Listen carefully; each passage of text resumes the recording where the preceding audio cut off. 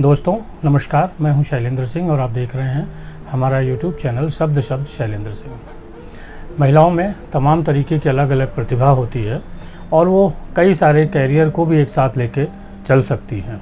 ऐसी एक प्रतिभाशाली हम है अंकिता सिंह, इनका नाम है, जो ब्यूटी एक्सपर्ट हैं।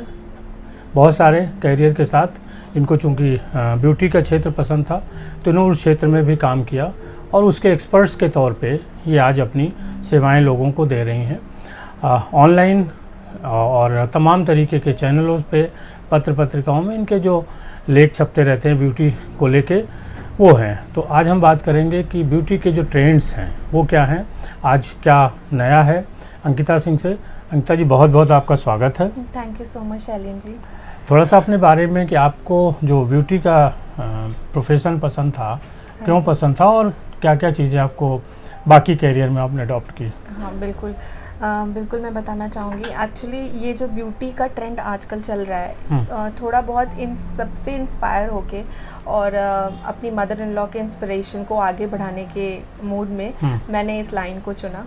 और ये मेरा इस्टेब्लिश बहुत पुराना है, लास्ट 38 ईयर्स से ये रन कर रहा है। तो बस ये था कि एक पार्ट टाइम के मूड से स्टार्ट किया था। अच्छा। बट अब इसको एक ऐसा प्लेटफॉर्म रेडी करने जा रहे हैं, जल्द ही आप सबके सामने आएगा कि जिसमें बहुत सारे चीज़ें हम इंक्लूड करेंगे जो नई टेक्निक्स, नई सारी चीज़ों को लेकर हैं। अच्छा। जिसमें करंट जैसे एक्सटेंशंस का है, बहुत ज़्यादा है, हेयर एक्सटेंशंस हो गए। वैसे मैं अभी भी सैलून में सारी चीज़ें कर रही हूँ, लेकिन जो और लेटेस्ट तरीके से कर सकते हैं उनको हम लेकर आएंगे अपने साथ। कुछ और चीज़ें भी आपको पसंद थी कैरियर में अडॉप्ट करने के लिए? बहुत शौक था आर्ट्स का। अच्छा। बहुत शौक था और पूरे लॉकडाउन मैंने आर्ट्स किए। बहुत मैंने पेंटिंग्स बनाई। यस, पेंटिंग का मुझे बहुत शौक है और बनाई भी बहुत सारी, क्योंकि फ्री थे उस टाइम पे। कुछ ऑनलाइन क्लासेस भी करी, कुछ ऑनलाइन जैसे कि आपके ही तीज उसमें पार्टिसिपेट किया। तो बहुत सारी चीज़ें करने को था, एक अच्छा ऑप्शन मिला था लॉकडाउन में। तो ये है कि उसी को साथ में लेते हुए बहुत आर्ट्स का मुझे बहुत शौक रहा है। अच्छा। हमेशा, इसीलिए ये लाइन भी मुझे अच्छी लगी। आर्ट से जुड़ी हुई है। जी बिल्कुल। बहुत कंपटीशन बीट किए हैं लखनऊ से। लखनऊ में जितने भी लखनऊ महोत्सव में पहले जितने स्कूल टाइम में होते थे, सारे मैंने कंपटीशन बीट किए हैं, फर्स्ट आई हूँ और हर जगह। तो यही है, थोड़ा कोशिश यही है कि आर्ट पसंद थी इसलिए मुझे मेकअप। यस। तो क्या नया ट्रेंड है, क्या लेटेस्ट ट्रेंड चल रहा है मेकअप में? हाँ बिल्कुल बताऊंगी। मेकअप का जो नया ट्रेंड है वो यही है कि इस समय लोगों को न्यूड लुक बहुत पसंद है। अच्छा। नेचुरल दिखने वाला पसंद है, जिसमें सामने से भी बंदा देखे तो उसको नेचुरलिटी दिखे। ओवर मेकअप किसी को भी पसंद नहीं है। कोई भी सैलून में मेरे पास आता है तो ये बोलता है मुझे बस एकदम सिंपल चाहिए। बस ये बोलते बस ये कर दीजिए, सिंपल चाहिए, लेकिन सिंपल चाहिए। लेकिन ये सिंपल मेकअप पूरा होता है, उसको उसी टेक्निक्स के साथ किया जाता है कि वो आपको नेचुरल करे। तो मेरा मेन फोकस नेचुरल की तरफ रहता है। अच्छा। जिसको न्यूड मेकअप भी बोलते हैं। जिसको न्यूड मेकअप कहते हैं, सटल लुक कहते हैं। तो मेरे जितने भी क्लाइंट्स हैं या मेरे जितने अपने, सबको पता है कि हाँ मेरे से नेचुरल लुक ही जाना है। कोई ओवर ड्रामेटिक इस टाइप का लुक जाता ही नहीं। अच्छा। जो एक्सटेंशन का दौर चल रहा है आज, देखा गया है कि हेयर एक्सटेंशन है, नेल एक्सटेंशन है, बहुत सारी चीज़ें इसमें नई नई जुड़ी हैं। क्या है वो? ये एकदम आप कहिए, एक टाइम था जब लोग सैलून वर्ड यूज करते थे, ब्यूटी पार्लर यूज करते थे, ब्यूटी पार्लर से सैलून हुआ। अब एक्सटेंशंस। तो क्या है कि लोगों ने एक्सटेंशंस वर्ड को बहुत ज्यादा कर लिया, क्योंकि अब किसी को नेचुरलिटी पसंद नहीं है। लोग चाहते हैं कि मेरे नेल्स फेक हो जाएं, हेयर फेक हो जाए, और बहुत सारी चीजें और भी हैं जिसमें सबको ये लगता है कि बस एक्सटेंशंस करा लो, मेरा काम खत्म। लेकिन उसे मेंटेन करना भी बहुत जरूरी है। उसको मेंटेन करने के लिए भी आपको सैलून ही जाना पड़ेगा।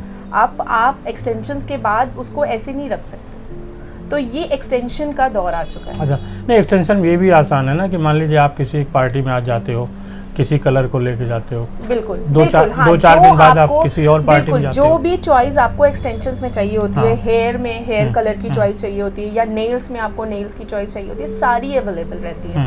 तो उसमें क्या है कि आप अपने हिसाब से कर सकते हो। ऐसे मान लीजिए किसी को ब्लैक नहीं पसंद है, भाई उनके हेयर ब्लैक ही हैं, बट है कि क्रेज बढ़ चुका है इस चीज़ों का, तो ऑब्वियसली सी बात है।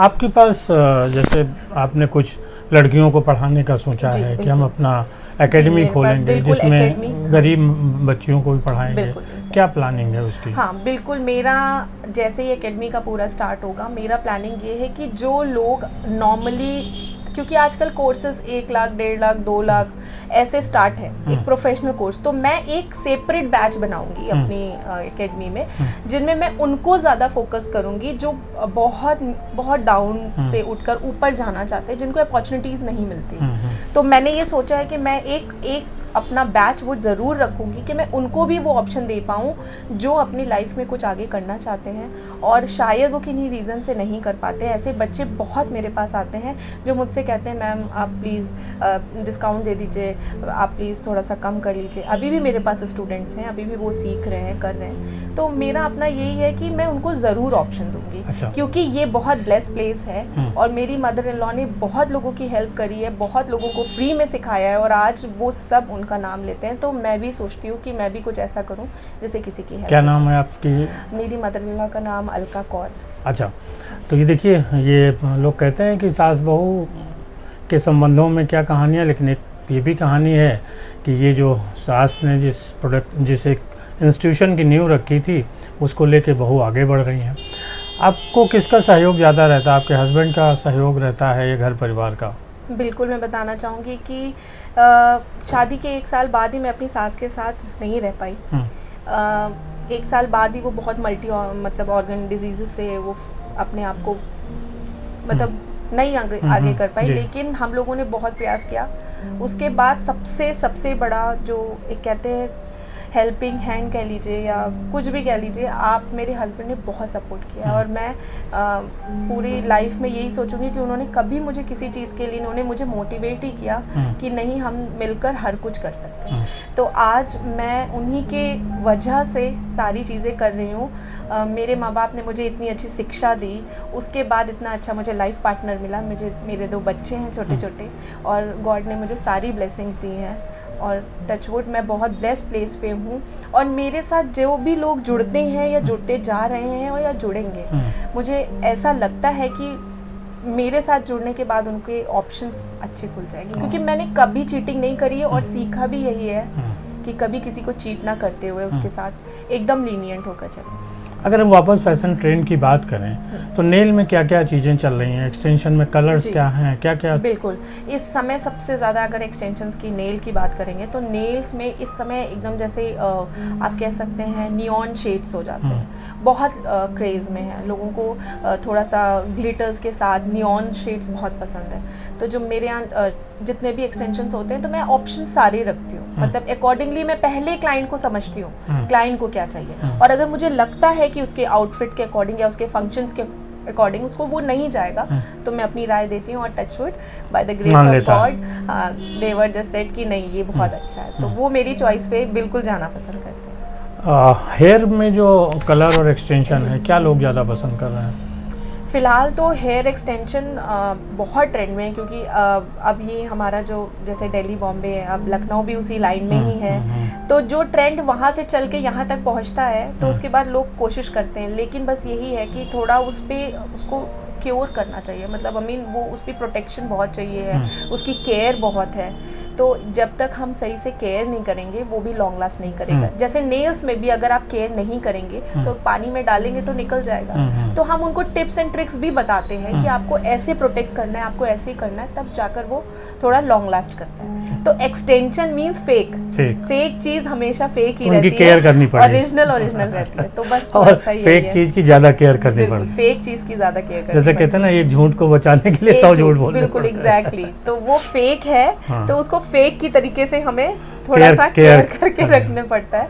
तो मैं अपने क्लाइंट्स को बोलती हूँ, क्लाइंट्स करते हैं, और जो करते हैं उनको बहुत लास्ट उनका जाता है वो चीज़ें, और जो नहीं करते उनका 2 या 3 मतलब बार में अगर उनको नहीं पसंद आया या उन नहीं कर पा रहे हैं, अब कुछ तो दिखावे में कर ले जाते हैं, भले वो केयर नहीं करते। अब उनको बोला जाता है कि आप इस लेंथ पे मत जाइए मैम, आप छोटी लेंथ पे जाइए, लेकिन नहीं हमें लंबे चाहिए, और फिर वो 2 ही दिन में टूट जाएगा। तो फिर वो ये होता है कि ये टूट गया। तो जो चीज़ जितने लेवल तक के हमें पता है, क्योंकि हम एक नहीं कितने करते हैं, तो उस हिसाब से जब हमें मालूम रहता है कि हाँ हमें इस लेवल पे ही करना है, वही सजेशन इस सैलून में हम सबको देते हैं। जो मानता है वो बहुत अच्छे से कर ले जाता है, और बाकी एक्सटेंशंस फेक है, केयर से ही आगे लॉन्ग लास्ट करेगा। तो कुछ और बताना चाहते हैं? जी बिल्कुल, बस यही है कि आपने मुझे अपॉर्चुनिटी बहुत अच्छी दी है। मैं आप सबसे, जो भी आपके जितने भी आपके फॉलोअर्स हैं, मैं उनसे यही रिक्वेस्ट करूँगी कि आपकी लाइफ बहुत मतलब है बड़ी, लेकिन कहने के लिए बहुत छोटी है। पता नहीं कब पल में किसके साथ क्या हो जाए, तो इसको बहुत अच्छे से हमें जीना चाहिए। और नेगेटिव चीज़ें तो आपके अराउंड हमेशा हैं, हमेशा है, लेकिन ये एक भी चीज़ अगर आपको किसी चीज़ में पॉजिटिव, आपकी हॉबीज़ में अगर आपको वो सुकून देती है तो आप उसको कर लो, दैट्स इट। तो इसीलिए मुझे ये सुकून देती है, इसलिए मैं मेकअप करती हूँ। अंकिता के कहना है कि जो आपको सुकून दे, जो आपकी पर्सनालिटी को इन्हेंस करे, जो आपको सोसाइटी में एक अलग मुकाम दिलाए, उसको ज़रूर करना चाहिए। बहुत शुक्रिया अंकिता आपका, और सभी साथियों आपका भी बहुत शुक्रिया, धन्यवाद।